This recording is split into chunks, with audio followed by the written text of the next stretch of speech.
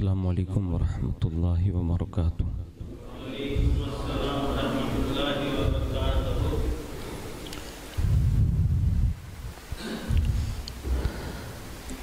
نحمده ونصلي ونسلم على رسوله الكريم، اما بعد فاعوذ باللہ من الشیطان الرجیم، بسم اللہ الرحمن الرحیم۔ هو الذي يصلي عليكم وملائكته ليخرجكم من الظلمات إلى النور وكان بالمؤمنين رحيما۔ صدق الله مولانا العظيم، وبلغنا رسوله النبي الأمين المختار الكريم، ونحن على ذلك لمن الشاهدين والشاكرين، والحمد للہ رب العالمین۔ آئیے سب سے پہلے مذہب اہل سنت والجماعت یعنی کہ مسلک اعلیٰ حضرت کے قدیم دستور کے مطابق ہم سب کے آقا و مولا حضور سراپا نور سیدنا محمد رسول اللہ صلی اللہ تعالی علیہ وآلہ وسلم کی بارگاہ پر نور میں جی لگا کر درود پاک کی نظریں پیش کر لیں۔ اللہم صلی علی سیدنا مولانا محمد معدن الجود والکرم وعلی آلہ واصحابہ وبارک وسلم، صلاۃ و سلام علیک یا رسول اللہ صلی اللہ تعالی علیہ وآلہ وسلم۔ نبی اور آل نبی پر ایک بار اور محبت سے جی لگا کر درود پاک پڑھیں۔ اللہم صلی علی سیدنا مولانا محمد معدن الجود والکرم وعلی آلہ واصحابہ وبارک وسلم، صلاۃ و سلام علیک یا رسول اللہ صلی اللہ تعالی علیہ وآلہ وسلم۔ حصول برکت کے لیے ایک بار اور محبت سے جی لگا کر درود پاک پڑھ لیں۔ اللہم صلی علی سیدنا مولانا محمد معدن الجود والکرم وعلی آلہ واصحابہ وبارک وسلم، صلاۃ و سلام علیک یا رسول اللہ صلی اللہ تعالی علیہ وآلہ وسلم۔ حضرت سیدنا احمد یار خان نعیمی رحمۃ اللہ تعالی علیہ بارگاہ صدیقیت میں اپنا خراج عقیدت پیش کرتے ہوئے یوں عرض گزار ہیں اور کہتے ہیں کہ بہتری جس پہ کرے فخر، بہتری جس پہ کرے فخر وہ بہتر صدیق،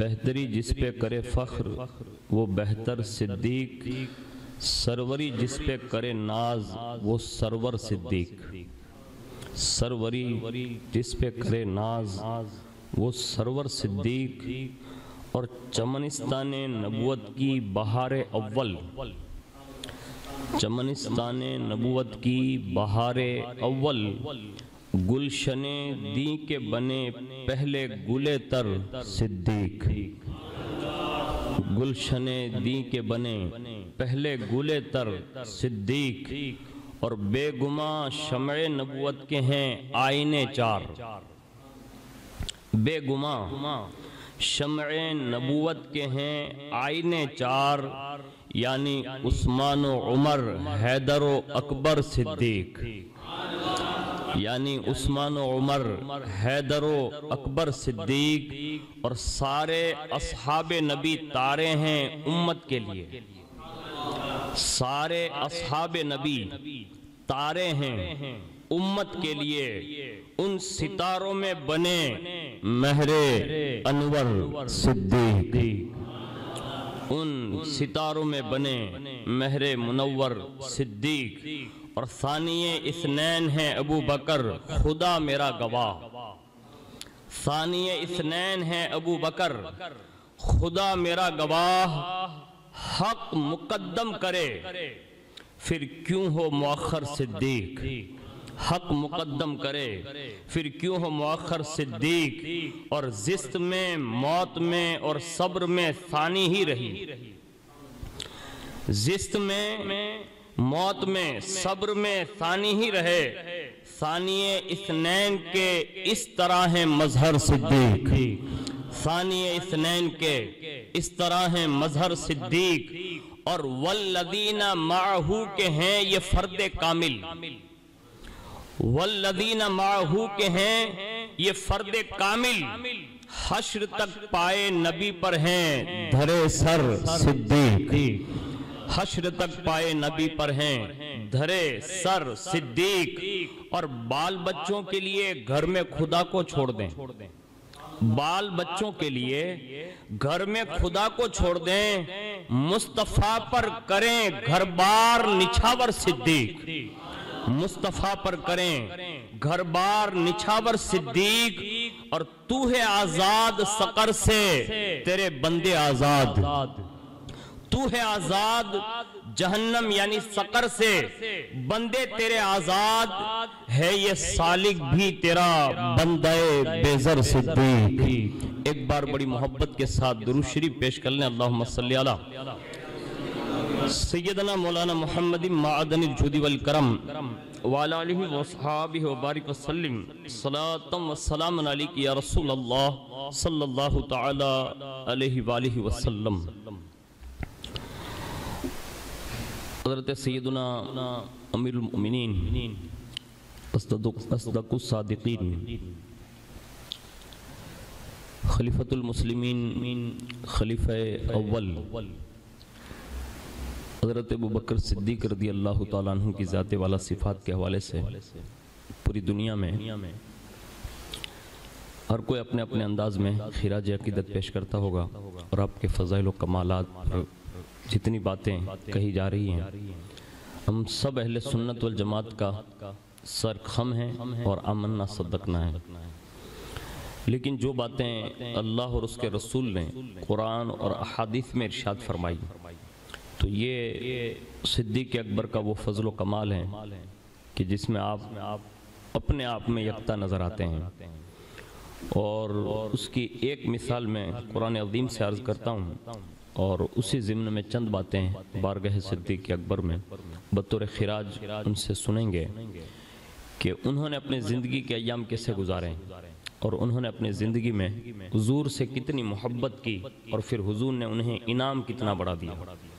آج بھی پوری دنیا اگر یہ چاہتی ہے، اور ہر امت مسلمہ کا یہ فرد چاہتا ہے کہ رسول اللہ کی توجہ اس پر بھی ہو جائیں، تو آج بھی طریقہ صدیقی کو زندہ کریں، آج بھی مکین گنبد خضرا توجہ فرماتے ہیں، شرط یہ ہے کہ دل کوئی صدیقی لے کر آ جائیں، بس دل ان کا صدیقی ہونا چاہیے۔ ایک آیت کریمہ میں نے جو ابھی آپ کے سامنے پیش کی، اس کا ترجمہ اور شان نزول بیان کر کے آگے اپنی گفتگو بڑھاؤں۔ اللہ رب العزت سورۃ الاحزاب میں ارشاد فرماتا ہے، هو الذی یصلی علیکم وملائکتہ لیخرجکم من الظلمات الی النور وکان بالمؤمنین رحیما۔ ترجمہ کنز الایمان، وہی ہے کہ درود بھیجتا ہے تم پر وہ اور اس کے فرشتے کہ تمہیں اندھیروں سے اجالے کی طرف نکالے، اور وہ مسلمانوں پر مہربان ہے۔ یہ آیت کریمہ کا شان نزول بیان کرتے ہوئے حضور صدر الافاضل مفتی محمد نعیم الدین مراد آبادی رحمت اللہ تعالی علیہ تفسیر خزائن العرفان میں اس آیت کا شان نزول بیان کرتے ہوئے ارشاد فرماتے ہیں کہ حضرت سیدنا انس رضی اللہ تعالی عنہ نے فرمایا کہ جب یہ آیت ان اللہ و ملائکتہ یصلون علی النبی الی آخرہ یہ جب نازل ہوئی، تو حضرت سیدنا صدیق اکبر رضی اللہ تعالی عنہ نے عرض کی کہ یا رسول اللہ صلی اللہ علیہ وسلم، جب آپ کو اللہ تعالیٰ کوئی فضل اور شرف عطا فرماتا ہے تو ہم نیاز مندوں کو بھی آپ کے طفیل میں نوازتا ہے؟ یعنی یہ سوال ہے۔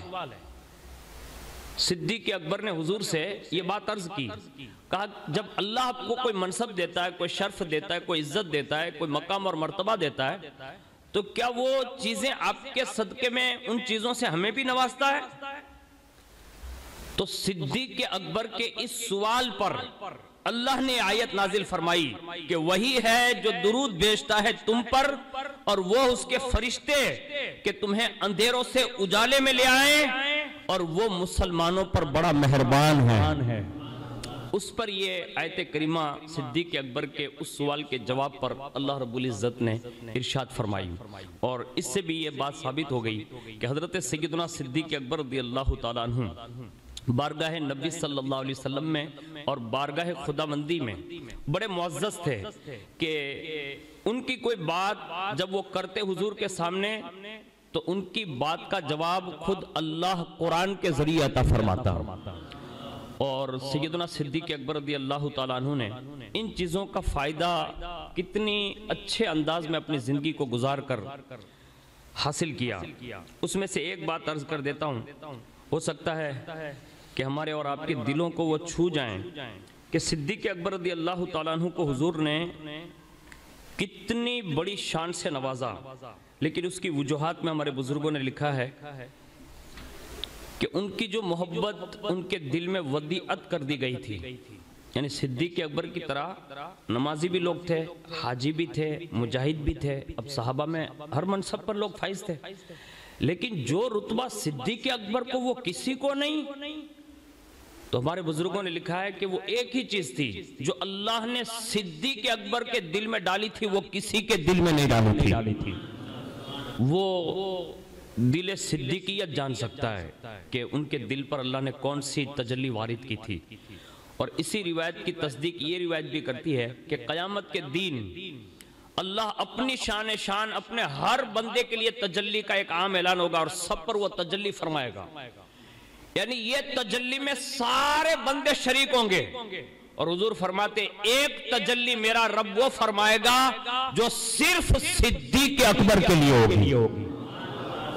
اب یہ وہاں ان کا اختصاص ہوگا، انتخاب ہوگا، اور یہ صدیق اکبر رضی اللہ تعالیٰ عنہ نے اپنی زندگی میں حضور صلی اللہ علیہ وسلم سے حاصل کی، اور اس کی وجہ یہ بنی کہ حضور سے بڑی محبت کرتے تھے، بڑا پیار کرتے تھے، اور اتنا پیار کیا آپ نے، اتنا پیار کیا کہ ہمارے بزرگوں نے تو یہاں تک لکھا ہے کہ اگر صدیق اکبر رضی اللہ تعالیٰ عنہ اگر حضور کے لیے کوئی جان مانگتا اس وقت بظاہر یہ کہہ دیتا کہ ابھی حضور کے لیے اپنے آپ کو ہی قتل کر لو، یعنی مار ڈالو، تو صدیق اکبر کا عشق اس منصب پر تھا کہ وہ حضور کے لیے اپنے آپ کو قتل کروا دیتے، یعنی اپنی جان دے دیتے، اور انہوں نے ایسا کر کے دکھایا۔ یہ اور بات ہے کہ اللہ نے پھر ان کی حفاظت فرمائی، لیکن وہ اس بات پر آمادہ ضرور تھے کہ میں حضور کے لیے اپنی جان بھی دے دوں، اور انہوں نے کئی بار ایسے مراحل سے بھی مقابلہ کیا۔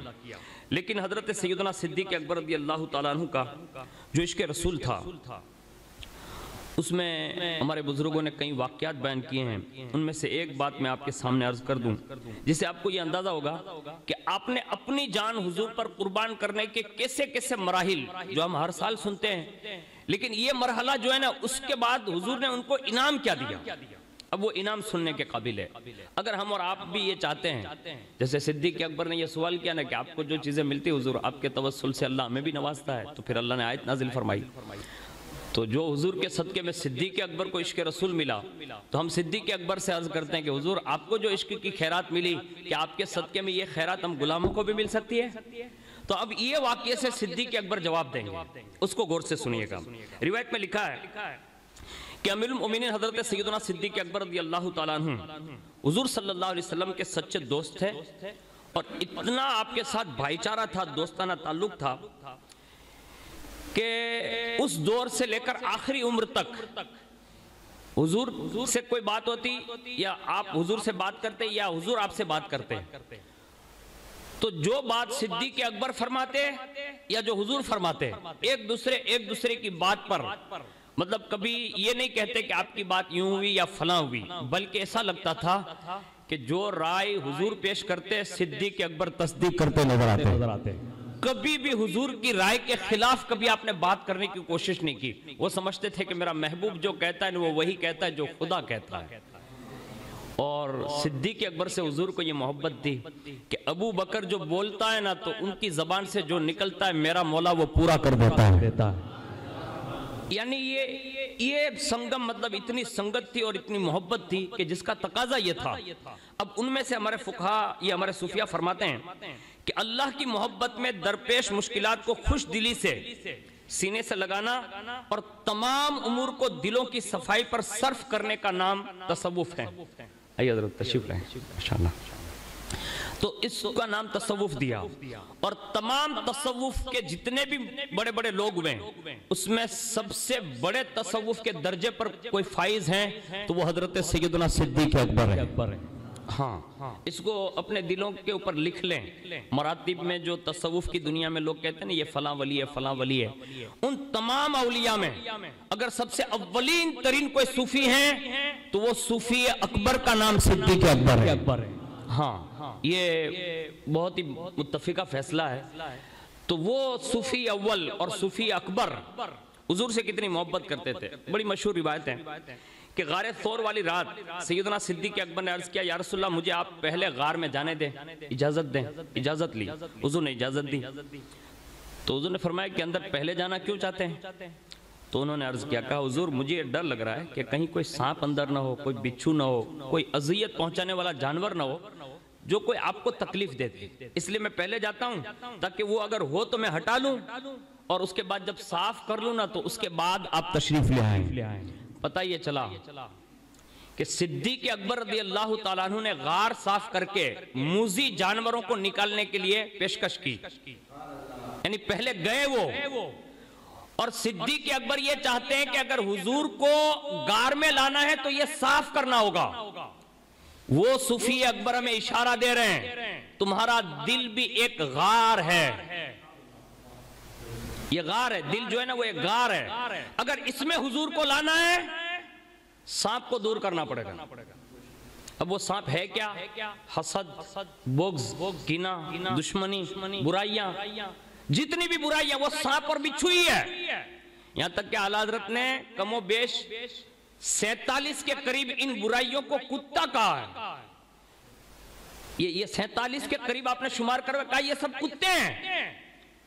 اور جس گھر میں کتا رہتا ہے نا وہاں رحمت کے فرشتے, جب رحمت کا فرشتہ نہیں آتا تو رحمت والی سرکار کہاں سے تشریف لائیں گے؟ تو صدیق اکبر نے ایک ذہن دیا کہ دل صاف کرو اور ہر اس برائی کو ختم کر دو جو حضور کی آمد میں رکاوٹ بنتا ہو. یعنی سینہ اتنا صاف کر لو, دل اتنا صاف کر لو کہ بس حضور تشریف لے آئیں. اس واقعے سے ایک سبق یہ ملا ہمیں, کوشش کرنا اپنی زندگی میں, جیسے میں ہوں میرے اندر جو برائی ہے وہ مجھے ہی معلوم ہے. اب آپ بظاہر پردہ ہے آپ سے کہ بھائی اللہ ستار ہے اس نے پردہ رکھا, لیکن میرے اندر جو برائی وہ مجھے تو پتہ ہی ہے. اب ہمیں اور آپ کو یہ انتظار نہیں کرا کہ فلاں کوئی بولے گا تب میں یہ برائی بیان دور کروں گا. نہیں, شان صدیقیت یہ سننے کے بعد یہ طے کر لینا چاہیے کہ ابو بکر نے وہ غار صاف خود کیا اور وہ حضور کو اندر لانا چاہتے تھے. اب دل ہمارے پاس ہے, ہمارے پاس غار ہے. اس غار میں اگر مدینے کی سلطان اور مدینے کی سرکار کو لانا ہے نا تو ہمیں خود ہی برائیوں کو مٹانا شروع کرنا ہوگا. ہاں اگر یہ کرتے رہے نا تو حضور دل میں آتے ہیں, اور پھر وہ جب دل میں آتے ہیں نا تو دل کی کیفیت کیا ہوتی ہے معلوم ہے؟ صدیوں کے بعد مجدد اعظم ہند فرماتے ہیں چمک تجھ سے پاتے ہیں سب پانے والے, میرا دل بھی چمکا دے چمک چمکانے والے. تو زندہ ہے واللہ, تو زندہ ہے واللہ, میری چشم عالم سے چھپ جانے والے. میں مجرم ہوں آقا مجھے ساتھ لے لو کہ رستے میں ہے جا بجا تھانے والے. یعنی یہ دل جب چمکتا ہے نا تو پھر یوں باتیں ہوتی ہے, دل کرو ٹھنڈا میرا وہ کفے پا چاند سا, سینے پہ رکھ دو ذرا تم پہ کروڑوں درود. پھر اس سے رزق کی پریشانی یا حکومت کے آئیڈیل جو لوگ دنیا بھر میں ڈرا رہے ہیں نا تو پھر امام کہتے ہیں یا رسول اللہ مجھے دنیا کے کسی تاجدار کا خوف نہیں ہے. کیوں؟ آپ جو دل میں آئے نا تو یہ بات باور ہو گئی ہے, خلق کے حاکم ہو تم, رزق کے قاسم ہو تم, جو ملا تم سے ملا, تم پہ کروڑوں درود. کیوں کہوں بے قص ہوں میں, کیوں کہوں بے بس ہوں میں, تم ہو میں تم پر فدا, تم پہ کروڑوں درود. اور یا رسول اللہ تم ہو جواد و کریم, تم ہو رؤوف و رحیم, بھیک ہو داتا آتا, تم پہ کروڑوں درود. اور جب حضور بھیک دے دیتے ہیں نا تو پھر دل وسعت کتنی رکھتا معلوم ہے؟ امام کہتے ہیں خوف نہ رکھ رضا ذرا, تو ہے عبد مصطفیٰ. حضور کا جو غلام ہو جاتا ہے نا تو پھر وہ پل صراط سے بھی گزرنے کی بات کرتا ہے نا تو ببانگ دوحل کہتا ہے اے رضا اب پل سے وجد کرتے گزریے کہ ہے رب سلم صدا محمد. یعنی میدان محشر کے اس نقشے میں بھی انہیں ڈر نہیں لگتا.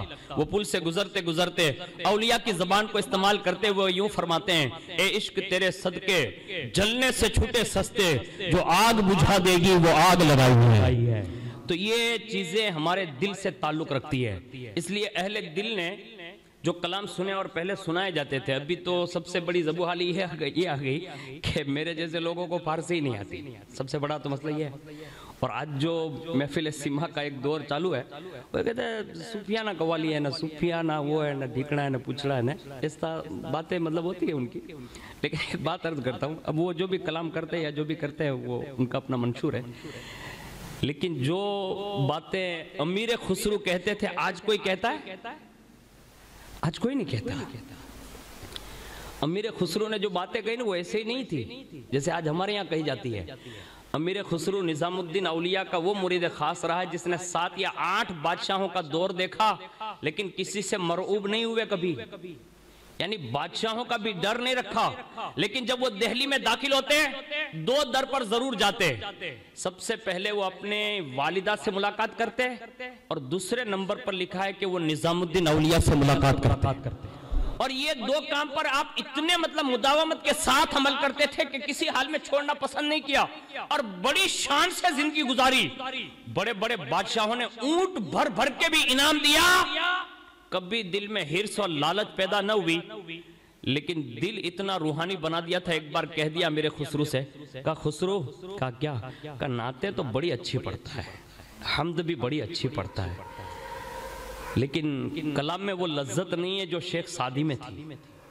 یعنی پیر صاحب نے خالی اتنا اشارہ دیا، کہا نعتیں اچھی پڑھتا ہے، کلام جو کہتا ہے بڑا سہانا ہے، تیرے کلام میں بڑا وہ اثر ہے، لیکن جو لذت اور چاشنی جو شیخ سعدی میں تھی نا وہ نہیں ہے.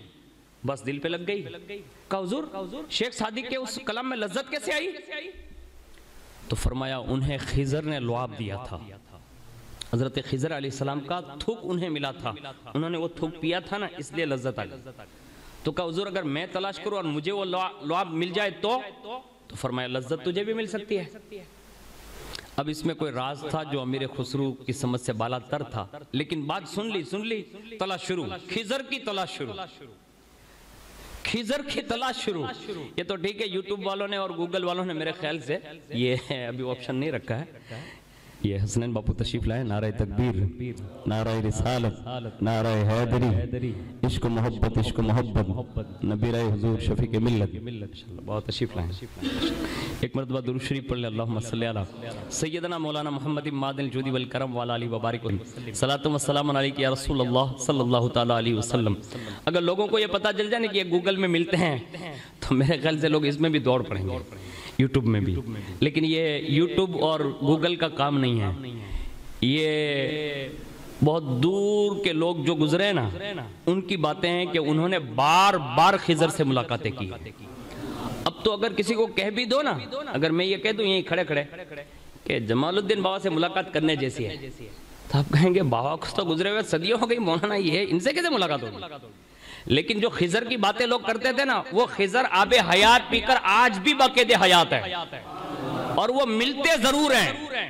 جس کی تڑپ ہوتی ہے نا زیادہ ملتے ضرور ہے. یہ اور بات ہے کہ ہمیں پہچان ہو سکے کہ نہیں ہو سکے، لیکن یہ تڑپ آج کون پیدا کرے گا؟ یہ تو ہم بہت دور ہو گئے. لیکن امیر خسرو تھے وہ. پیر صاحب نے بات کر دی تو دل میں ایک تشویش ہوئی، کہا نہیں ملنا ہی ہے. اب وہ تلاش میں لگ گئے.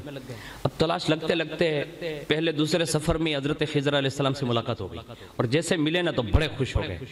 کہا آج جو پیر صاحب نے کہا تھا نا آج وہ اپنا کام ہو جائے گا. کیونکہ بار بار پیر صاحب کے سامنے نعت حمد منقبت جو بھی سناتے تھے تو بڑا مزہ آتا تھا. تو سوچا کہ اب وہ لذت حاصل کرتے ہیں خضر سے مل کے. اب ملاقات ہو گئی اور جیسے ملے نا تو ملنے کے ساتھ ہی پہلی عرضی کہ میرے پیر صاحب نے آپ کی ملاقات کی تمنا پیدا کر دی تھی، آج مل گئے آپ، میرا ایک کام کر کے فرمائے. تو کہا کہ وہ لعاب جو ہے نا آپ کا تھوک مبارک، تو کہا ہاں. کہا وہ آپ مجھے میرے منہ میں دے دیجئے نا. آج اگر میں بہت دور چلا گیا ہوں لیکن آپ کو قریب کر کے ایک بات عرض کرتا ہوں، اگر میرے پیر صاحب کا تھوک ہو اور کوئی لا کے چلمچی میں مجھے بھر کے دے تو آپ کا جواب کیا ہوگا؟ وہ میں پی لوں گا کہ ٹھکرا دوں گا؟ آپ کا جواب حسن زن والا اچھی بات ہے، اور ہونا ہی یہی چاہیے، ہونا بھی یہی چاہیے، لیکن ابھی کے مریدوں سے یہ توقع بڑی کم ہوتی ہے۔ تھوک تو دور کی بات میں کہہ رہا ہوں، ہاتھ دھو لینا پیر صاحب، وہ پانی اگر کوئی کہنے کہ بھائی یہ پیر صاحب کا ہاتھ والا پانی پی لینا، یعنی یہ لوگ کریں گے یہ؟ یعنی آج ہم اتنے دور ہو گئے، اور یہاں ڈائریکٹ پیر صاحب نے کہا تھا خضر ملے تو تھوک مانگ لینا، یہ تو جیسے یہ کہا نا کہ آپ تھوک دے دیں، لو آپ دے دیں، اب پھر عشق صدیق اکبر یاد کر لیں، اس وقت خضر نے بھی وہی جواب دیا، خضر علیہ السلام نے جواب دیا، کہا خسرو سب کو لعاب نہیں ملتا، یعنی خضر وہ ہے جس کا لعاب بھی سب کو نہیں ملتا، تو کہا پھر دیتے کن کن کو ہیں؟ کہا جن کے لیے مدینے کی سرکار سے اجازت ملتی ہے، یعنی حضور جن کے لیے اجازت دیتے ہیں میں ان کو لعاب دیتا ہوں۔ ہائے کیا مطلب تصورات ان کی، مطلب دنیا ان کی تھی، اور کیا مطلب حقیقت سے وہ لوگ آشنا تھے، تو کہا میں سب کو نہیں دیتا، بس اتنا کہا غائب ہو گئے۔ اب خضر سامنے سے ہٹ جائے تو اب کیسا ہوگا؟ اوہ موقع ملا تھا نا، ہاتھ سے چھوٹ گیا، اب ظاہر سی بات ہے کہ دکھ ہوگا ان کو۔ اب دکھ ہوا، اسی منہ لٹکائے ہوئے مطلب غم میں واپس دلی بابا نظام الدین اولیاء کی بارگاہ میں۔ کہا خسرو کیا ہوا؟ تو کہا حضور تڑپ بڑی تھی آپ نے بات کی، تب سے آج ملاقات ہوئی لیکن وہ نعمت مل نہ سکی۔ تو کہا ہوا تھا کیا؟ کہا خضر ملے تھے۔ کہا پھر؟ کہا آپ نے لعاب نہیں مانگا؟ کہا مانگا تھا۔ تو کہا دیا نہیں؟ تو کہا حضور انہوں نے یہ کہا کہ حضور جن کے لیے اجازت دیتے ہیں نا لعاب انہی کو ملتا ہے، تو مجھے وہ شرف نہیں ملا حضور۔ اللہ اکبر۔ اس وقت بابا نظام الدین اولیاء نے ایک جملہ کہا تھا، کہا خسرو، کہا کیا؟ کہا میں نے جب تجھے خضر کی بات کی تو نکل چلا تو کہا ہاں، کہا اگر یہ لذت تم مجھ سے مانگتا تو میں بھی دے سکتا تھا، یعنی یہ لذت تجھے یہاں سے بھی مل سکتی تھی، لیکن تو در در کی ٹھوکریں کھانے خضر کی تلاش میں نکلا۔ آج جو ہم سارے لوگ اللہ ماشاءاللہ چند لوگوں کو چھوڑ کے ہم جو بھول میں ہیں نا وہ اسی بھول میں ہیں۔ આપણે એટલી ભાગદોડ કરીએ છીએ કે કાંક થઈ જાય, પણ નહીં, વહી આપણા ઘરમાં જ, વહી આપણા ઇલાકામાં જ, વહી આપણા મુઆશરામાં જ, વહી આપણા મુલ્કમાં જ આપણે બાર સુધી દૂર સુધી ચક્કર લગાવીએ પણ કાંઈ નથી મળતું। છેલ્લે પાછા વળીએ ને તો ખબર પડે જે વસ્તુ આપણે તલાશ કરવા ગયા હતા ને એ તો આપણા ઘરમાં જ હતી। تو کچھ چیزیں ہیں نا یہ چیزیں لے لینی چاہیے، یہ بڑی رنگ والی بات ہے۔ خیر آخرکار حضرت امیر خسرو نے قدم پکڑ لیے، آخرکار حضرت بابا نظام نے نواز دیا ان کو، اور وہ لعاب دہن دیا، اور جیسے دیا نا پھر محفل سجی، اور جو محفل سجی نا تو امیر خسرو کہتے ہیں کہ اس محفل میں ایک شخصیت آئی، میں نے تو نہیں پہچانا کون تھے، لیکن اس محفل کا رنگ الگ تھا، اور جیسے وہ رنگ چڑھا اور کیفیت بنی اور لوگوں میں ایک الگ سی کیفیت طاری ہو گئی نا، اس وقت مجھے سمجھ نہیں پڑتی تھی کہ یہ کیا ہو رہا ہے، لیکن میں کلام سناتا جا رہا ہوں، مستی میں لوگ سنتے جا رہے ہیں۔ اختتام ہوا، میں بابا نظام الدین اولیاء کی بارگاہ میں حاضر ہوا، کہ میں نے کہا حضور آج جو کلام میں نے پڑھا اور جو رنگ تھا نا وہ میں نے کبھی نہیں دیکھا۔ تو کہا سن، آج جن کی نعت پڑھ رہا تھا نا وہ سرکار خود تشریف لے آئے تھے۔ لذت یار جب نصیب ہوتی ہے نا تو پھر یار خود ملاقات کے لیے شوق پورا کرنے کے لیے تشریف لے آتے ہیں اور وہ اپنے دیدار سے نوازتے ہیں۔ تو اس انداز میں انہوں نے بھی زندگیاں گزاری ہے جو صدیوں کے بعد ہیں۔ اب میں کہتا ہوں جو صدیوں کے بعد ہو اتنی لذت ملتی ہو کہ میرے خسرو کہتے ہیں کہ جب بھی نیا کپڑا سلاتا تھا نا تو یہ دل والا حصہ جل جاتا تھا، یعنی یہ حصہ جل جاتا تھا دل کی حیثیت والا، یعنی جیسے کسی نے جلا دیا ہو اور باقاعدہ اس میں سے جیسے کلیجی جلتی ہے اور بھونی جاتی ہے اور خوشبو آتی ہے نا، ایسے دل کے جلنے اور بھوننے کی عشق کی خوشبو آتی تھی۔ اور کم و بیش 3 یا 4 مرتبہ میرے خسرو کہتے ہیں کہ میں نے عالم رؤیا یعنی خواب میں رسول اللہ کا دیدار فرمایا ہے، اور پھر میں نے جو اشعار بادشاہوں کی شان میں کہے تھے نا وہ بند کر دیے، اور پھر میں نے ہمیشہ اشعار اللہ کی حمد میں کہے، رسول اللہ کی تعریف میں کہے۔ یعنی یہ لذت یار ملتی ہے نا تب یہ کیفیت ہو جاتی ہے۔ میں کہتا ہوں صدیوں کے بعد بابا نظام الدین اولیاء اور حضرت میرے خسرو اور امام اہل سنت اعلیٰ حضرت فاضل بریلوی کی یہ کیفیت ہو تو مجھے بتاؤ جو صف اول کا یار ہو صدیق اکبر، صدیوں کے بعد نہیں کہہ رہا ہوں، بنفس نفیس ان کی ظاہری زندگی میں جنہوں نے حضور کو اس شان سے دیکھا اور یہ جو غار سور والا مسئلہ ہے ہمارے بزرگوں نے لکھا ہے کہ ایسی کیفیت صدیق اکبر کے سوا کسی کو نہ ملی کہ 3 دن اور 3 راتیں تنہا صدیق اکبر ہیں اور خدا کا حبیب ہے. چہرہ صدیق اکبر کی آنکھیں اور چہرہ مصطفیٰ کا ہے. رات میں بھی دیدار, دین میں بھی دیدار. اب دن رات 6 حصے اگر پہر آپ گن لیں, اب آپ خود اندازہ لگا سکتے ہیں کہ وہ 3 دن اور 3 راتیں صدیق اکبر نے دیدار مصطفیٰ نہیں کیا بلکہ اپنی زندگی کی وہ معراج پالی. یعنی یہ 3 شبانہ روز ان کی زندگی کی معراج تھی جو انہیں نصیب تھی. لیکن جیسے ہی صدیق اکبر نے غار صاف کیا, اس کے بعد حضور کو اجازت عرض کیا کہ حضور آپ تشریف لائیں. حضور اندر تشریف لائیں, اور جیسے حضور اندر تشریف لائے نا تو اپنے پورا غار وہ کپڑوں سے سوراخ بند کر دیے تھے, اور جہاں ایک سوراخ باقی رہا وہیں اپنی پہنے رکھ دی, اور حضور آرام فرما. اور جیسے صبح کی سفیدی نمودار ہوئی اور صدیق اکبر پر وہ حادثہ پیش آیا گیا جو ہم اور آپ ہر سال سنتے ہیں, سانپ والا. لیکن جیسے حضور نے صبح کی سفیدی میں صدیق اکبر پر نظر گئی تو فرمایا ابو بکر کپڑے کہاں ہیں, یعنی چادر جو پہن کے آئے تھے وہ کہاں ہیں. اب صدیق اکبر نے وہ پس منظر جو پہلے گئے تھے وہ بیان کیا کہ حضور اندر گیا نا تو سوراخ یہ غار تھا, تو میں نے سوچا اب اس کو بند کیسے کریں. تو میں نے سوچا کہ اس میں کوئی مزید جانور بیٹھا ہوگا, حضور کو کوئی تکلیف نہ پہنچا دے. تو پھر میں نے اپنا جو کپڑا تھا نا اس کو توڑ کے یہ سوراخ بند کر دیا, اور آخری جو بچا تھا نا اس پہ میں نے پہنی لگا دی. یہ دیکھیے الطب باپو تشریف لائیں, نعرہ تکبیر, نعرہ رسالت, مسلک اعلیٰ حضرت, انشاءاللہ تشریف لائیں بابا. تو فوری طور پر حضور نے فرمایا کہا کپڑا کیا ہوا, کہا حضور میں نے یہ کپڑا جو جہاں سیٹ کرنا تھا وہیں لگا دیا ہے. اللہ اکبر. قربانی صرف کتنی دی, ایک تو سانپ والا مسئلہ ہے, لیکن مورخین نے یعنی یہ ہمارے بزرگوں نے حضرت سیدنا صدیق اکبر کے باب میں یہ روایت نقل کی ہے جو حضرت انس بن مالک سے مروی ہے. حضور نے جب یہ سنانا کہ کپڑا, ابھی سانپ والی بات کی نہیں ہے, ابھی یہ کہا کہ حضور میں نے آپ کی خاطر یہ کپڑے سب میں توڑ کر یہ سوراخ بند کیے ہیں. اب جب یہ قربانی سنی نا تو حضور نے ایک جملہ ارشاد فرمایا, اور وہ یہ تھا, اپنے ہاتھوں کو ایسے بلند کر کے حضور نے فرمایا اللہم اجعل ابا بکر معی فی درجتی یوم القیامہ. یعنی صدیق اکبر کی یہ قربانی دیکھ کر حضور نے یہ دعا کر دی کہ اللہ قیامت کے دن ابو بکر کو جنت میں میرے ساتھ جگہ نصیب فرما. اب یہ صدیق اکبر رضی اللہ تعالیٰ عنہ ہمیں ایک میسیج دے رہے ہیں کہ محبوب کے لیے کوئی چیز قربان کرو گے نا تو محبوب راضی ہوں گے, اور پھر جب ان کی زبان کھلتی ہے نا تو پھر وہ زبان نہیں ہے, وہ وحی الہی ہوتی ہے. تو یہ انعام ملتے ہیں. اور اس کے بعد حضور کی دعا جب ختم ہوئی نا تو اسی وقت اللہ نے اپنے محبوب پر وحی فرمائی اور ارشاد فرمایا کہ محبوب آپ نے جو ابو بکر کے لیے دعا کی ہے میں نے اپنی بارگاہ میں وہ دعا مقبول فرما لی ہے. یعنی جنت میں ابو بکر آپ کے ساتھ رہیں گے. یہ دعا کر دی حضور نے.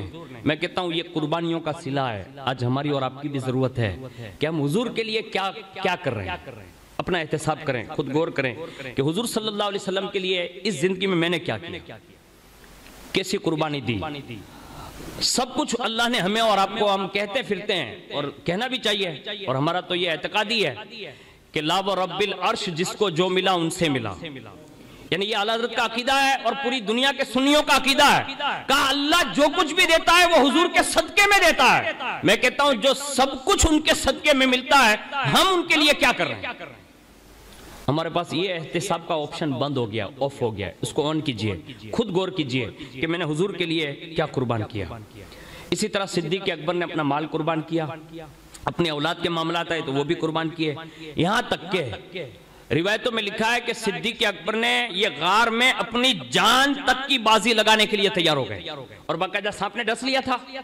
لیکن یہ سانپ کا جو یہ موازنہ کرایا نا ہمارے بزرگوں نے, خاص کر کے فیضان صدیق اکبر میں یہ لکھا ہے کہ یہ سانپ دور سلیمانی یعنی سلیمان علیہ السلام کے زمانے سے انتظار کرتا کرتا دور عیسوی تک پہنچا.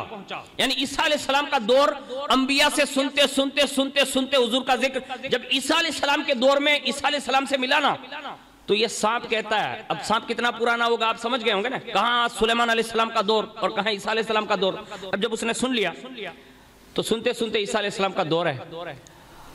اب اس نے ملاقات کی عیسیٰ علیہ السلام سے ملاقات کے درمیان اس نے حضور کے تذکرے سنے. کن سے؟ زبان عیسوی سے. یعنی عیسیٰ علیہ السلام کی زبان سے حضور کا میلاد سنا, حضور کی باتیں سنی, حضور کے عشق کا اظہار سنا. تو وہ سانپ اکیلے میں عیسیٰ علیہ السلام سے ملا اور کہا حضور مجھے آپ سے ایک کام ہے. تو کہا کیا کام ہے؟ تو کہا مجھے آپ یہ بتا سکتے ہیں کہ یہاں سے مکہ کا راستہ کدھر ہے؟ سانپ پوچھتا ہے.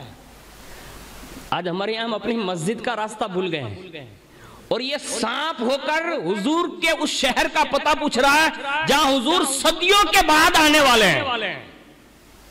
آج مکہ کی باتیں, مدینے کی باتیں تو بہت کم ہمارے اور آپ کے درمیان ہوتی ہے. باتیں دنیا بھر کی ہوتی ہے. یہیں ہم بیٹھے بیٹھے ہوتے ہیں, وہ برطانیہ میں نا یوں ہونے والا ہے, فلانی ٹھکڑے میں یوں ہونے والا ہے, افریقہ میں یوں ہونے والا ہے, نیوزی لینڈ میں یوں ہونے والا ہے, تھائی لینڈ میں یوں ہونے والا ہے, عرب ادھر بدھی ویچائی گیا یوں ہو جائے گا. ارے بھائی تو اونا کوٹ وستار میں بیٹھو جائے انے تو امریکہ نہیں یوٹن نہیں کیا باتوں کرے.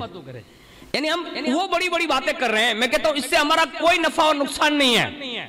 میں کہتا ہوں اگر باتیں کرنی ہے نا تو مدینے کے یار کی باتیں کرنی ہے. یہ باتیں جو ہے نا بڑا فائدہ دیتی ہے. یہ سانپ بتا رہا کہ مجھے حضور مکے کا راستہ بتائیں. تو کہا تجھے وہاں کرنا کیا ہے؟ کہا آپ ابھی جن کا ذکر کرتے تھے نا, کہا ہاں. کہا میں نے پہلے کے انبیاء سے سنا ہے کہ وہ محبوب مکے میں تولد ہونے والے ہیں.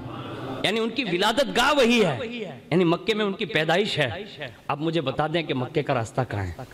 اللہ اکبر. حضرت عیسیٰ علیہ السلام نے فرمایا ان کے آنے میں تو بڑی مدت باقی ہے.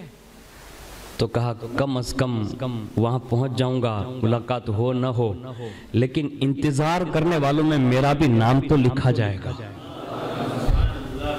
ہاں جب یہ سنا نا تو صدیق اکبر نے یہ حضرت عیسیٰ علیہ السلام نے راستہ بتایا. کہا یہ راستہ ہے, یہ سیدھا مکہ جاتا ہے. یعنی وہ پورا شیڈیول بتا دیا اور جا رہا تھا نا تو کہا رک ایک آسان راستہ بتا دیتا ہوں. کہا کیا؟ کہا ایک کام کرنا. کہا اس علاقے میں ایک غار ہے جسے غار فور کہتے ہیں. تو کہا وہیں ٹھہر جانا. کہا کیوں؟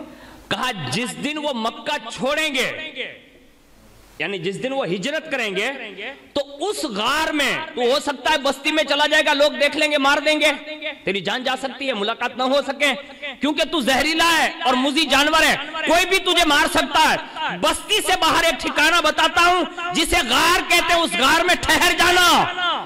ایک زمانہ ان کی ولادت کا جب بیت جائے گا اور ان کی عمر اس حد تک پہنچ جائے گی, اللہ کا حکم آئے گا, وہ ہجرت کریں گے تو مکے کی اس غار میں وہ 3 دن اور 3 رات رکیں گے. تو وہیں رک جانا, تیری زندگی جب تک باقی رہیں. اگر ملاقات لکھی ہے تو اسی غار میں تیری ملاقات ضرور نصیب ہوگی. یہ اسے راستہ بتایا اور وہ صدیوں کے بعد تک وہ انتظار کرتا رہا. اور ہمارے یہاں یہ بات لکھی ہے کہ عیسیٰ علیہ السلام کے آسمان سے اٹھائے جانے کے بعد حضور کی ولادت یعنی حضور کا مبعوث ہونا, دنیا میں تشریف لانا, یہ 500, 550 یا 600 سال کا یہ قریب عرصہ ہے. اس عرصے میں یعنی جہاں 500 سال بیت گئے ہیں وہ سانپ اسی غار میں رہ کر حضور کا انتظار کر رہا. حضور کا انتظار کر رہا. اب یہاں سے مجھے ایک بات یہ بھی سمجھ میں آ رہی ہے کہ دوسرے بھی مذاہب ہے جس میں لوگ مرتے ہیں, مرنے کے بعد جلا دیتے ہیں یا تو پھر باکس میں رکھ دیتے ہیں, کہیں کچھ نہ کچھ کرتے رہتے ہیں, وہ الگ الگ اپنے شیڈیول ہے. لیکن ہمارے یہاں جب کوئی بندہ مرتا ہے نا تو ہم اس کے لیے بہترین ایک غار بناتے ہیں, قبر بناتے ہیں, اور پھر اس کو نہلاتے ہیں, دھلاتے ہیں اور بڑی شان سے اس کو اٹھا کے جنازے میں پھول بول ڈال کے لے جاتے ہیں. تو مجھے یہ بات یاد آ رہی ہے کہ حضرت عیسیٰ علیہ السلام نے وہ غار کا جو اشارہ کیا تھا نا, غار میں ٹھہرنا, اب یہ حضور کی امت کو بھی بعد وصال بھی انہیں کہا جا رہا ہے جن کی تڑپ میں تو جیتا تھا نا, جن کا عاشق بن کر زندگی میں بذات خود جیتے جی ملاقات ہو یا نہ ہو, اس غار میں چلا جا, اندر جائے گا نا محبوب آئیں گے. یعنی قبر میں بھی جانے کا شوق جو بڑے بڑے لوگ کرتے تھے نا، کئی بزرگوں نے اپنے گھر میں قبر کھود رکھی تھی. ہاں لیکن صدیق اکبر کا منصب کچھ اور ہی ہے، ان کا منصب کچھ اور ہی ہے. لیکن ساتھ کی بات عرض کرتا ہوں، یہ صدیق، یہ عیسیٰ علیہ السلام نے غار کا حکم دیا اور وہ صدیوں تک رہا. اور جب ہجرت کا یہ واقعہ پیش آیا، حضور تشریف لائے، حضرت صدیق اکبر نے سب راستے بند کر دیے. اور جب بند کر دیے تو اب سانپ ادھر جا رہا ہے ادھر جا رہا ہے، ادھر جا رہا ہے ادھر جا رہا ہے، ادھر جا رہا ہے ادھر. اب 70 کے قریب وہ سوراخ تھے. جب کہیں مطلب جگہ نہیں ملی تو وہ پینی والا جو غار تھا نا جہاں اپنے ایڑی لگائی تھی، تو وہاں تھوڑا محسوس ہوا کہ یہ کوئی نرم جگہ لگتی ہے، اس پہ کچھ اثر ہو سکتا ہے. تو اس نے تھوڑا ٹچ کیا، کانٹا نہیں، مس کیا جس کو کہتے ہیں، ایسے چھوا. ایک طرف صدیوں پرانا عاشق ہے، صدیوں پرانا عاشق ہے، اور یہاں چند سالہ ایک عاشق ہے. کہاں صدیاں، سلیمان علیہ السلام اور حضور کے دور کو بڑا طویل عرصہ ہے، عیسیٰ علیہ السلام اور حضور کے درمیان 500 سال یا 550 سال ہے. یہ صدیوں والا عاشق ہے. اور زہر جو سانپ جتنا پرانا اتنا زہر بھی پرانا. لیکن وہ بھی سمجھ رہا تھا کیا کہ اس کو پہلے مس کرتے ہیں، عاشق کو پہلے سہلائے جاتے ہیں اور کہا جاتا ہے کہ راستہ چھوڑ دو نا. لیکن ابو بکر کہتے ہیں آج صرف میری باری ہے، آج کسی کے لیے اجازت نہیں کہ محبوب کا دیدار کرے. اب ابو بکر رہے گا اور حضور رہیں گے، حضور کا دیدار کرتا رہوں گا. اس نے 2 بار مس کیا، 6 بار مس کیا. جب 3 بار ہو گیا نا، اب سانپ ہے، جانور ہے، فطرت ہے. اب اس کو کوئی راستہ تو ملنا ہی نہیں تھا، ملنا تو یہیں سے تھا. تو سوچا لاؤ ان کو ہٹانے کے لیے ایک آزمائش میں اور ڈالتے ہیں. اب اس نے نہ چاہتے ہوئے، یعنی غصے سے نہیں، نہ چاہتے ہوئے اس نے سوچا اگر یہ کاٹا نہیں جائیں گے، یعنی کاٹوں گا نہیں تو راستہ کھلے گا نہیں اور حضور کا دیدار نہیں ہوگا. اس لیے کام کرتے ہیں، عاشق میں بھی ہوں وہ بھی ہیں، لیکن ان کے عشق کے سامنے میری مجبوری یہ ہے کہ مجھے راستہ بنانے کے لیے کاٹنا پڑتا ہے، اور یہ محبوب کے عشق میں سارے راستے بند کر دیتا ہے. یعنی محبوب کو کوئی نہ دیکھے لیکن اب مجھے تو دیکھنا ہے. اس نے مجبوراً صدیق اکبر کو کاٹ لیا. اور جیسے کاٹا، ہمارے بزرگوں نے لکھا ہے کہ وہ زہر ایک لمحے میں پورے جسم صدیقیت میں چھا گیا اور جسم اقدس بالکل پیلا ہو گیا. اور درد اس کیفیت کا ہوا نا، لیکن صدیق اکبر نے اپنی زبان سے کوئی آواز اور درد اور آہ نہیں نکالی، ضبط کرتے رہے. اب جب کوئی بندہ تکلیف میں اور وہ ضبط کرے نا، اگر زبان اور منہ بند کر لیں، اور سانس بھی وہاں تو بے ادبی تھی، کوئی چیز تکلیف ہوتی ہے تو آدمی سانس سے بھی برداشت کرنا مطلب نکال دیتا ہے. ابو بکر نے وہ ساری چیزیں مطلب برداشت کی. اور جب ہر اعضا یعنی منہ بھی بند، ناک بھی بند، اب ظاہر سی بات ہے کہ یہ دونوں راستے سے اگر وہ چیز نہیں نکلتی تو پھر وہ تکلیف آنسوؤں کی شکل میں ظاہر ہوتی ہے. اور وہ عشق کے اشک جو ہے نا بہے اور رخسار نبوی پر گرے. اور جیسی وہ آنکھ کھلی، حضور نے فرمایا ابو بکر کیا ہوا؟ حضور نے عرض کیا، کہا حضور وہ سانپ نے ڈس لیا ہے. اب اس کے بعد حضور نے فرمایا کہ ایڑی ہٹا لو. اب ایڑی ہٹائی. صدیق اکبر کے اس پیر کی جگہ پر حضور نے اپنا لعاب لگایا. اسی وقت اللہ نے شفا دے دی. اسی وقت. یہ حضور کے لعاب دہن کا کمال ہے جو دنیا کی ساری میڈیکلیں مل کر ایسی گولی نہیں بنا سکتے اور اس میں ایسی شفا نہیں رکھ سکتے جو اللہ نے مصطفیٰ جان رحمت کے لعاب دہن میں رکھی ہے. یہ کائنات کا بہت بڑا مطلب المیہ ہے کہ ہمیں اور آپ کو کچھ اور مطلب باور کرایا جا رہا ہے، لیکن دنیا اس بات پر اگر سرچ کر لینا تو یہ حضور کے لعاب میں اتنی لذتیں رکھی گئی ہے اور اتنا کمال اور اتنا اعجاز رکھا گیا ہے. تو جیسے یہ شفا ملی، پھر وہ جو سانپ اندر تھا نا وہ فوراً باہر آ گیا. چھپا نہیں، پھر وہ سیدھا اندر سے باہر آیا اور حضور کے سامنے اپنی غلامی کی حیثیت سے کھڑا ہو گیا اور کہا حضور مجھے آپ معاف کر دیں. تو کہا کیسے؟ تو کہا میں نے ابو بکر کو قصدن نہیں کاٹا، مجبوراً کاٹا ہے. آپ ابو بکر سے پوچھ لیں، میں نے 3 بار انہیں مس کیا کہ راستہ دے دو، لیکن حضور میں صدیوں سے آپ کا انتظار یہاں کر رہا ہوں اور سلیمان علیہ السلام سے سنتا آ رہا ہوں آپ آ رہے ہیں، آپ تشریف لائیں گے، آپ تشریف لائیں گے. حضور آپ کی آمد کے انتظار میں اتنے سال بتائے، جب آپ تشریف لے آئے اس سے سالوں یعنی 500 سال پہلے عیسیٰ علیہ السلام نے یہ غار کا پتہ بتایا اور اسی غار میں تھا. آج جب وہ رات اور وہ دن آئے نا تو ابو بکر نے سارے راستے بند کر دیے تھے، ایک راستہ ان کے قدم والا کھلا تھا۔ تو میں نے سوچا اب ہر جگہ سے تو راستے بند ہے، اب اگر حضور کے قریب جانا ہے نا تو ابو بکر کا قدم ہی، یعنی سانپ یہ عشق بتا رہا ہے کہ حضور تک رسائی چاہتے ہو تو ابو بکر کے قدم سے جاؤ۔ تو میں نے سوچا جب ابو بکر کا قدم ہے تو میں نے کہا پہلے چوم لیتے ہیں، چاٹ لیتے ہیں، مس کر لیتے ہیں، محبت کی باتیں ہو جائیں۔ لیکن ابو بکر کے عشق نے جواب نہیں دیا، کیونکہ وہ آپ کی مستی میں مست ہے، یعنی آپ کے عشق میں اتنے کھوئے ہوئے تھے کہ انہیں دنیا اور آخرت کا کوئی پتہ ہی نہیں، بس حضور ہیں وہ ہیں۔ تو حضور مجبوراً مجھے ڈسنا پڑا، اور پھر بھی انہوں نے ضبط کیا۔ اب آپ نیند سے بیدار ہو گئے اور آپ نے پوچھا اور آپ نے انہیں تو شفا دے دی، لیکن حضور میری غلطی نہ رہ جائے، کہیں میں دنیا سے چلا گیا اور میں یہ جرم میرا باقی نہ رہ جائے، اس لیے معافی کے لیے حاضر ہوا ہوں۔ حضور نے فرمایا جا میں نے تجھے معاف کر دیا۔ حضور نے اسے معافی دی، اور صدیق اکبر نے وہ سانپ والی باتیں جو غار میں ہی ہوئی، اب وہ باتیں بعد میں جو بتائی گئی، میرے خیال سے اگر ہم کسی بھی کتاب میں اٹھا کر دیکھیں تو یہ سانپ جو تھا وہ حضور کے عشق میں اتنے سالوں تک جیتا رہا، اس کی زندگی کا ایک ہی مقصد تھا، اور وہ مقصد یہ تھا کہ جیتے جی ایک بار حضور کا دیدار کر لوں، اور وہ بھی حضرت سیدنا صدیق اکبر رضی اللہ تعالیٰ عنہ کے توسل سے انہیں دیدار ہوا۔ آج ہم جن کی یاد منا کر صدیق اکبر رضی اللہ تعالیٰ عنہ کی یاد منا کر بیٹھے ہیں، آج بھی الحمدللہ ہمارے بزرگوں نے ایک بات کہی ہے، ہو سکتا ہے کسی کو سمجھ میں آئے، ابھی تو بہت دور نکل چکے ہم لوگ اور حالات اتنے سنگین ہو گئے ہیں کہ چلنے پھرنے والے بچے بھی اب صدیق اکبر پر باتیں کر رہے ہیں۔ آپ کو پتا ہوگا دنیا سوشل میڈیا کی پوری وائرل ہے، یعنی چھوٹے چھوٹے بچے بھی سیدنا صدیق اکبر کے حوالے سے، فاروق اعظم کے حوالے سے یہ باتیں کر رہے ہیں۔ میں ان تمام لوگوں سے ایک عرض کروں گا، گزارش کروں گا کہ مجھے یہ بتائیے کہ میرے یہاں کوئی مہمان آئے اور اس سے کوئی بات چیت کرے یا ان کو کوئی برا بھلا کہے تو دکھ کس کو ہوگا؟ مجھے ہوگا نا۔ میرے گھر کا کوئی مہمان ہو، میرے گھر میں ہی ہو، تو میرے مہمان کے ساتھ کوئی بدسلوکی کرے یا بری بات یا کوئی ایسی بات کہے جو ان کو تکلیف دے ہو، تو وہ مہمان کو تکلیف نہیں دے رہا ہے، وہ کس کو تکلیف دے رہا ہے؟ مجھے تکلیف دے رہا ہے۔ ایک مثال تھی یہ، مجھے بتاؤ اس وقت صدیق اکبر کہاں ہے؟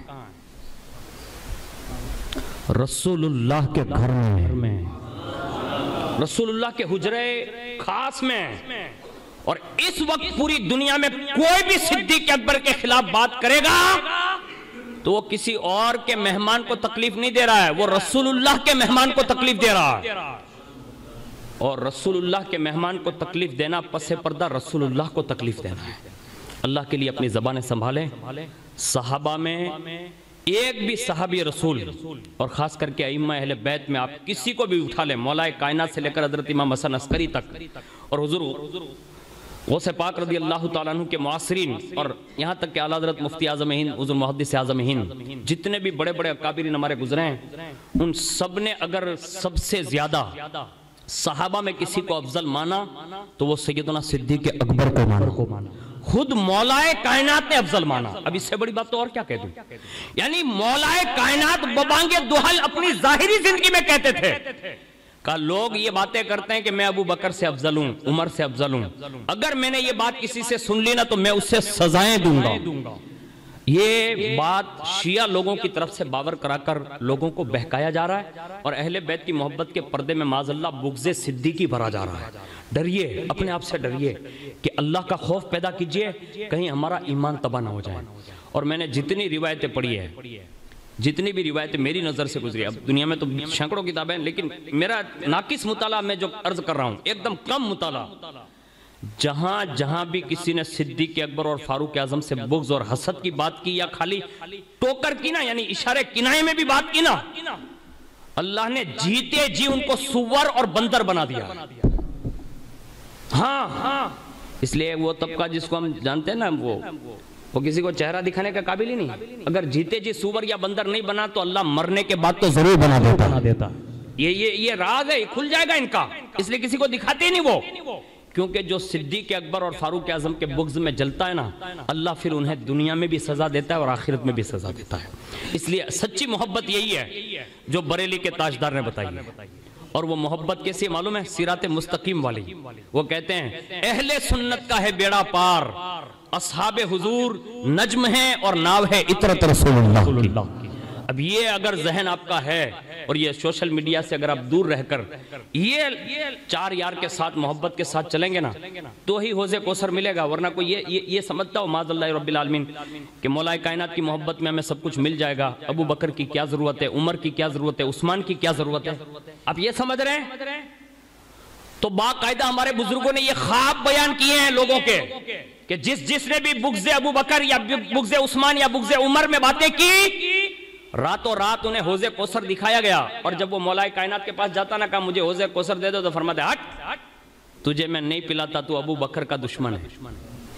محبت میں مولا کائنات کی باتیں کرتا تھا، لیکن بغض صدیق تھا، مولا کائنات نے ٹھکرا دیا، فاروق اعظم نے ٹھکرا دیا، عثمان غنی نے ٹھکرا دیا، ابو بکر نے ٹھکرا دیا۔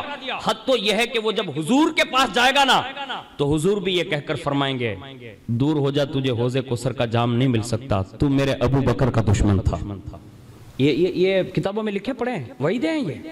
اس لیے ہمارا سینہ تو الحمدللہ اہل سنت والجماعت کا سینہ ہے، اور اس میں چاروں یار رہتے ہیں، اور سر پر پنجے تنے پاک کا سایہ ہے، اور دائیں بائیں ہم جب چلتے ہیں نا تو ایک طرف چھٹی والے غریب نواز کا سہارا لے کر چلتے ہیں، اور ایک طرف سلسلہ قادریت کے وہ قادری دلہا کا سہارا لے کر چلتے ہیں، اور جہاں پہنچتے ہیں تو پھر اعلیٰ حضرت کی زبان میں یوں کہتے ہیں کہ یا الہی قادری کر، قادری رکھ، قادریوں میں اٹھا، قدر عبد القادر قدرت نما کے واسطے، اور کہتے ہیں یا الہی دو جہاں میں خادم آل رسول اللہ کر، حضرت آل رسول مقتدیٰ کے واسطے۔ ہمیں اور آپ کو صحابہ کی بھی محبت اور اہل بیت کی محبت، ہمارے یہاں اس کا مقابلہ نہیں ہے، اس کو یاد رکھ لیجئے۔ آج لوگ جو مقابلہ کروا رہے ہیں قطعاً یہ مقابلے کی چیز نہیں ہے، موازنہ کرانے کی ضرورت نہیں ہے۔ اللہ نے سب کو اپنے اپنے رتبے جو دے رکھے ہیں وہ اللہ نے دے رکھے ہیں، اور قیامت کے دن دنیا اس کو دیکھ لے گی۔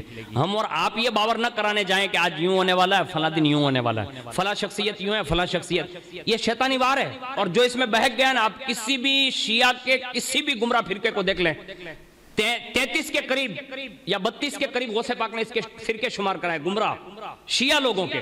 وہ بہکے کیوں؟ یعنی وہ گمراہ کیوں ہیں؟ اور ان کا آپسی بھی کوئی تعلق نہیں ہے، یعنی ہر فرقہ ایک دوسرے سے جھگڑا کیا ہوا کیوں ہے؟ اس لیے کہ وہ کسی ایک کو لے کر بیٹھ گئے، یعنی ائمہ اہل بیت میں بھی کسی ایک کو لے کر بیٹھ گئے اور اس میں وہ پھنس گئے۔ اس لیے ہمارا اور آپ کا منصب ایک ہی ہونا چاہیے، ایک والی چیز نہیں، سب والی چیز۔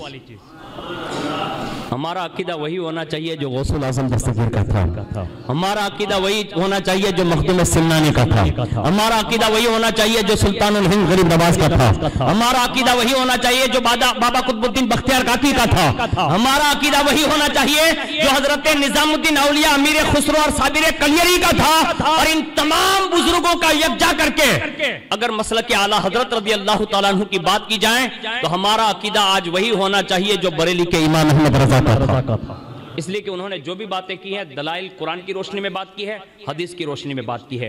اگر اس سے ہٹ کر اگر ایک پہلو بھی ادھر ادھر ہوا نا تو اللہ نہ کرے کہیں ہمارا ایمان تباہ نہ ہو جائے۔ اس لیے ہمیں اور آپ کو احتیاط کرنا چاہیے۔